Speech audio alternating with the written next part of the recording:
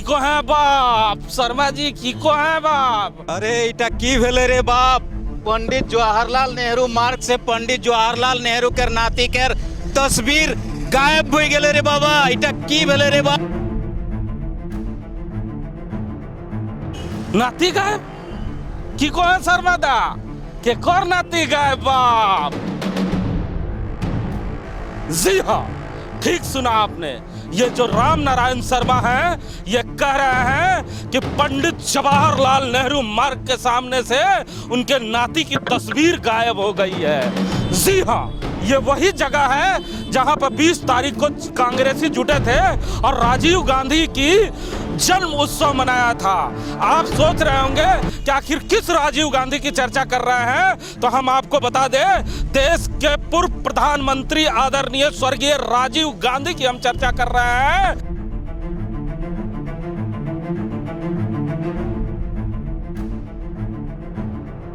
इन तस्वीरों को देखकर आपको यकीन हो गया होगा कि 20 तारीख को किस तरह कांग्रेस पार्टी के तमाम नेता अलग अलग गुट में आकर इस जगह पर जन्म उत्सव मनाते हैं और धूमधाम से ये तस्वीरें सोशल साइट पे डालते हैं और बताने का काम करते हैं कि कांग्रेस पार्टी किस तरह राजीव गांधी को याद कर रही है। लेकिन रातों रात राजीव गांधी की यहाँ पे तैल चित्र गायब हो जाती है और कांग्रेसियों के फेसबुक पर कोई भी पोस्ट ना आना ये बड़ा दुखदायक है। शर्मा जी हमारे साथ हैं। ढोल नगाड़े पीट कर खूब 20 तारीख को जश्न मनाया, लेकिन यहाँ तस्वीर गायब हो गई तो कांग्रेसियों को किसी भी सोशल साइट से एक पोस्ट भी ना आना कितना दुखदायक है।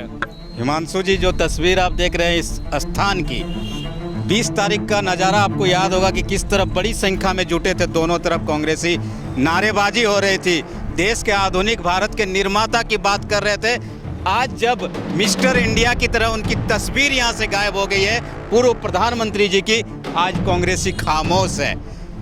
खामोश किसी और को होना चाहिए था, लेकिन जिनकी पार्टी के सबसे बड़े लीडर में से एक गायब हो जाते हैं, पता नहीं उन कांग्रेसियों को क्या हो गया कि इतनी चुप्पी साध लिए हैं कि कोई कुछ बोलने को तैयार नहीं है। यहाँ तक कि ये जो जगह है ये विवादित बनता जा रहा है। इसके पहले भी 2 बार इसे तोड़ दिया गया। इसी जगह पे जिला अध्यक्ष, प्रदेश अध्यक्ष और कांग्रेस के कुछ नेता यहाँ धरने पे बैठे थे और कहा था कि जिला प्रशासन ने कहा है कि 24 घंटे के अंदर उन अपराधियों को सलाखों के पीछे भेजेंगे। अब लगता है कि इन कांग्रेसियों को जिला प्रशासन भी सीरियस नहीं लेती, क्योंकि जब प्रदेश अध्यक्ष यहाँ बैठ के चले जाते हैं तो इससे बड़ा नेता कौन आएगा।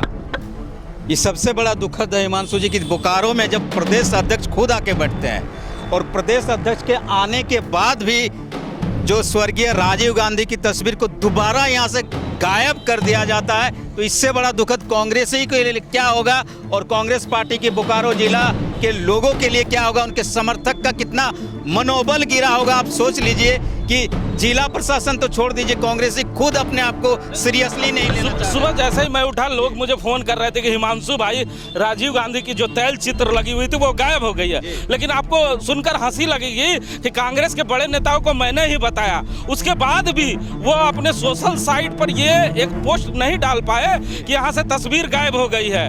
वो किसी प्रेस कॉन्फ्रेंस को नहीं बुलाते हैं, जिला प्रशासन से उनकी क्या बातें होती है ये नहीं मालूम। लेकिन ये कांग्रेस पार्टी का गुटबाजी है। ये सामने निकल कर आ रहा है कि उनके बड़े नेताओं का अपमान किया जा रहा है, उनके बड़े नेताओं की तैल चित्र गायब कर दी जा रही है। उसके बाद भी कांग्रेस पार्टी का कोई भी बड़ा चेहरा मीडिया के सामने नहीं आता है। मैं वही बता रहा हूँ कि कांग्रेस पार्टी ही नहीं, देश के बड़े नेता है। राजीव गांधी का नाम देश में बड़े ही सम्मान के साथ लिया जाता है और कहा जाता है कि आज जो अब आधुनिक यांत्रिकी का देश देख रहे हैं, उनके जो प्रतिफल है सपनों का फल है। लेकिन उनकी तस्वीर इस तरह गायब हो जाती है और कांग्रेस पार्टी जिस तरह से खेमे में बटकर जिले में रह गई है। आज आप देख रहे हैं कि सुबह से उन लोग लग रहा था लोगों को कि एक बार फिर यहाँ जुटेंगे, लेकिन सुबह से सबसे ज़्यादा कांग्रेस ही गायब है।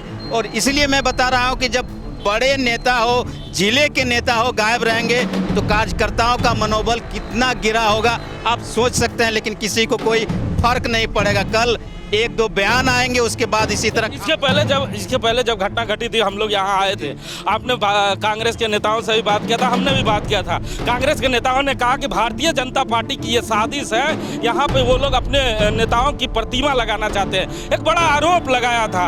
लेकिन उसके बाद बहुत ही सुसज्जित तरीके से इसे बनाया गया, फिर से यहाँ पे तैल चित्र लगाया गया और रातों रात फिर से गायब कर दिया गया। नहीं, गायब उन्होंने जरूर, मैंने उस समय भी कहा था कि भारतीय जनता पार्टी के नेताओं पर इन्होंने आरोप लगाया है, लेकिन मुझे नहीं लगता कि इस तरह कोई बड़ी राजनीतिक दल इस तरह की साजिश कर सकती है। लेकिन इसका पर्दाफाश जिला प्रशासन कर सकता है, लेकिन जो भी घटना घटती है, एक बार आपकी तस्वीर दोबारा लग जाती है, उसके बाद एक बार फिर वही सेम घटना घटित होती है, तो इसके लिए आप दूसरे दलों से ज्यादा कांग्रेस पार्टी को ही जिम्मेदार मान सकते हैं। बोकारो जिले में जो गुटबाजी है वो साफ तौर पे सामने नजर अब आने लगी है क्या? बिल्कुल, आप देख सकते हैं अब इतनी बड़ी घटना के बाद आपका एक नेता का बयान नहीं आना, किसी का सामने नहीं आना, यही दर्शा रहा है कि कांग्रेस पार्टी अपनी अपनी डफली, अपनी अपनी राग बजाने को ही मजबूर है। उसको किसी अपने बड़े नेता से प्रेरणा लेने की जरूरत नहीं है, उन्हें सम्मान देने की भी उन्हें आवश्यकता। अभी चंद दिन पहले धनबाद जिले से एक नेता चल के आए थे, कहा कि यहाँ पर एक प्रतिमा लगाएंगे, आदमकद प्रतिमा लगाएंगे। तस्वीर बचाने में असमर्थ है कांग्रेसी, तो प्रतिमा बचा पाएंगे? मुझे तो यही लगता है कि उन्होंने जो घोषणा किया, घोषणा कर देने से नहीं होता है। आप बड़े नेता हैं जरूर कांग्रेस पार्टी के, लेकिन इस तरह आपके सामने इतने बड़े बड़े नेता हैं, प्रदेश अध्यक्ष, दोनों प्रदेश अध्यक्ष इसी जिले से हैं, उसके बाद आपकी तैल चित्र को आप सुरक्षित नहीं रख पा रहे हैं। प्रतिमा लगाने में तो कितनी प्रोसेस है ये आप जानते हैं, वहां तक कांग्रेस पार्टी पहुंच पाएगी इसका भी मुझे अंदाजा नहीं। लेकिन ये दुखद घटना है इस शहर के लिए। घटना पूरे बोकारो जिले के साथ साथ झारखंड के लिए दुखद है कि एक पूर्व प्रधानमंत्री की तस्वीर के साथ लगातार इस तरह का खिलवाड़ किया जा रहा है। ये गलत, बिल्कुल बेहद ही दुर्भाग्यपूर्ण और गलत है। तो सुना ना आपने, ये राम नारायण शर्मा है जिन्होंने साफ तौर पे बताया कि किस तरह कांग्रेस पार्टी का जो गुटबाजी है वो अब सामने आने लगा है, क्योंकि इतनी बड़ी घटना घटने के बाद भी कांग्रेस पार्टी के किसी भी बड़े नेता का कोई बयान नहीं आना, मीडिया को ब्रीफ नहीं करना और सोशल साइट पे एक पोस्ट भी नहीं करना काफी दुखद है। लेकिन शर्मा जी ने साफ तौर पे कहा है कि ये बोकारो नहीं पूरे झारखंड के लिए दुखद है, क्योंकि पूर्व प्रधानमंत्री के तस्वीर के साथ बार बार खिलवाड़ करना ये बहुत ही दुखद है और ऐसे अपराधियों को सलाखों के पीछे जाना ही चाहिए। कैमरामैन भोला के साथ जीपी।